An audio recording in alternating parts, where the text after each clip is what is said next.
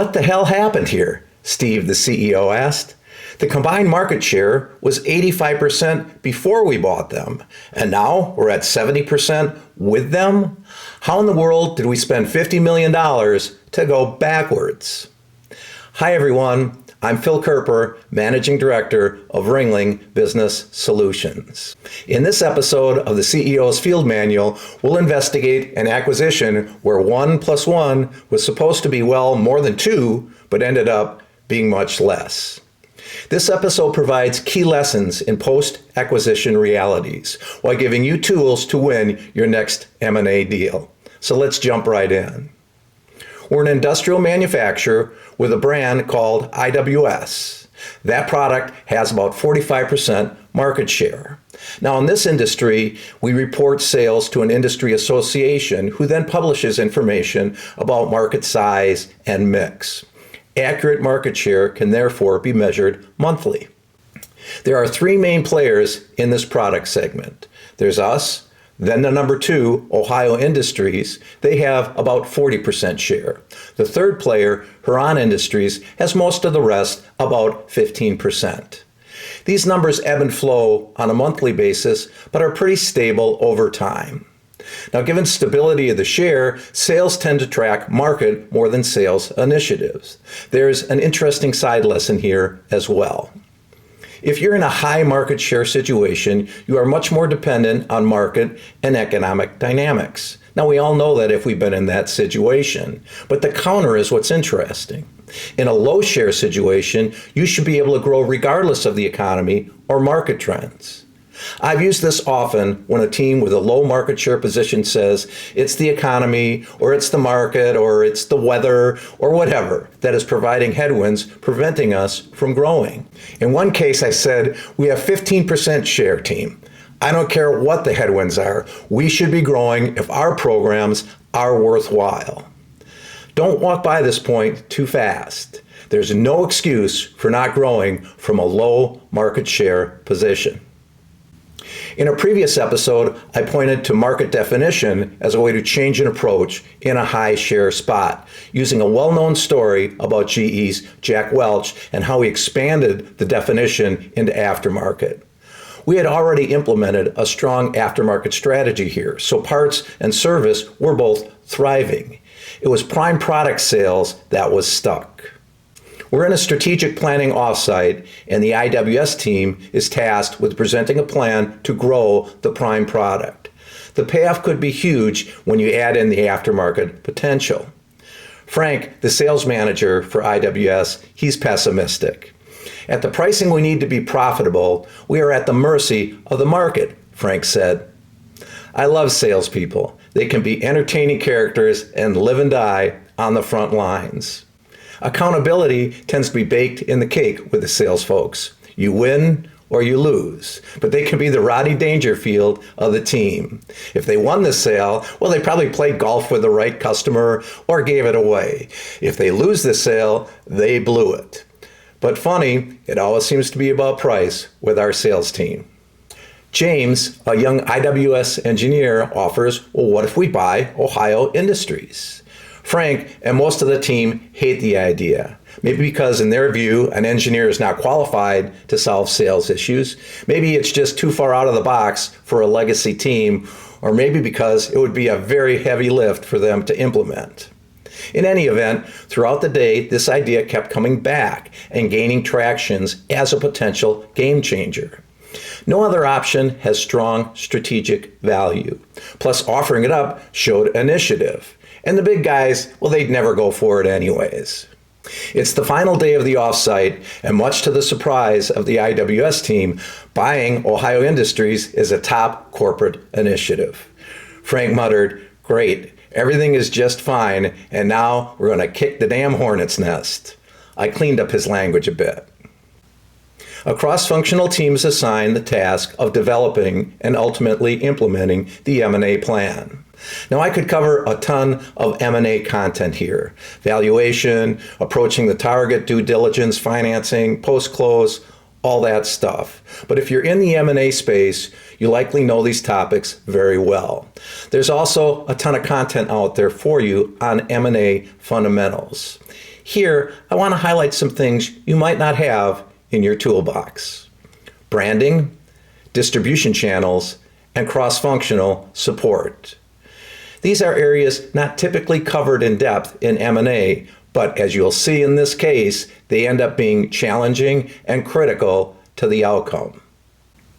The IWS and Ohio products were functionally similar, but the companies have been competing against each other for decades. The internal teams at the OEM and the sales teams in the distributors have been claiming key technical differentiators between brand I and brand O forever. Operations and branding now have conflicts. The plan was to close the Ohio industrial plant and build both brands in the IWS facility. For economies of scale, the logical path would be to merge the two designs for production efficiency.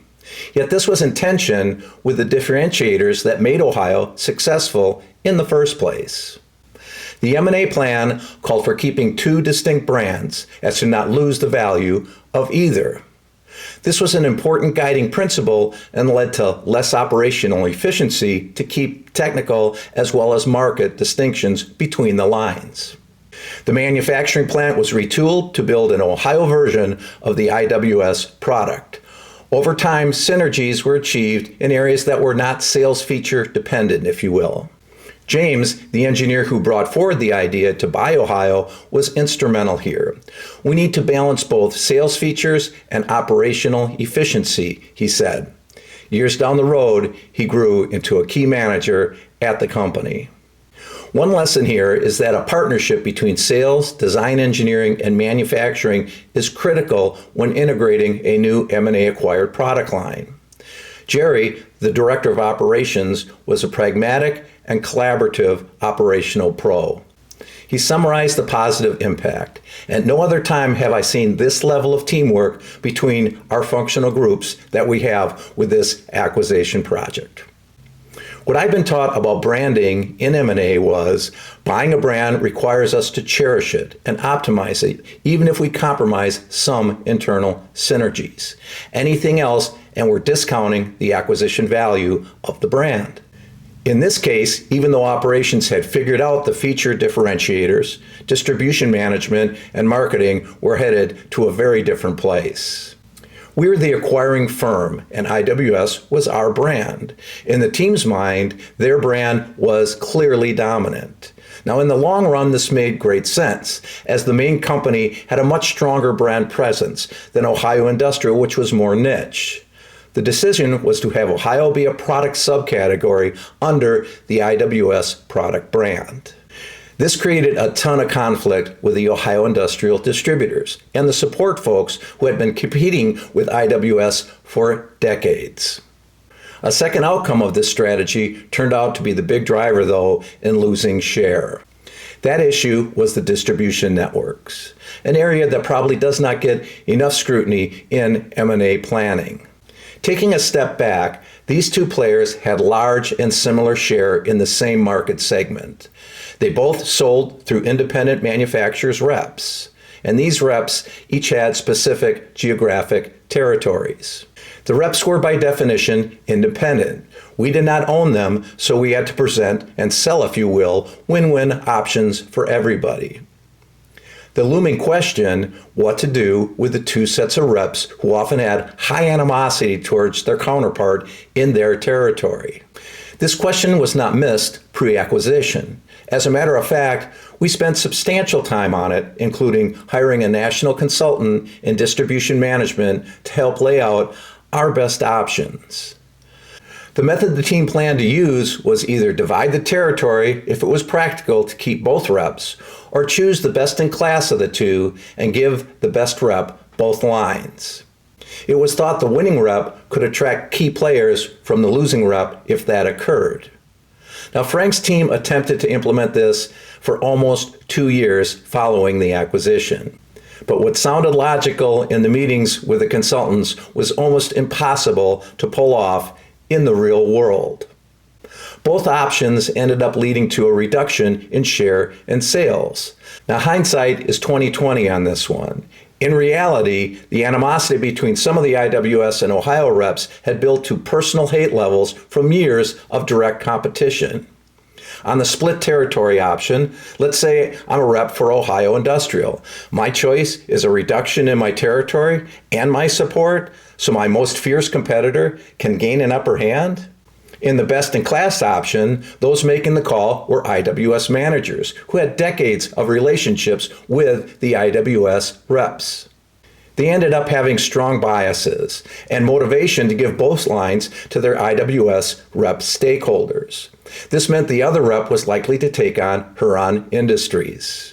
John, a rep in the central U.S., on a call with Frank said, "I've been supporting you since 1972, Frank. The Ohio Industrial rep here is a crook. How can you even consider not giving me both lines?"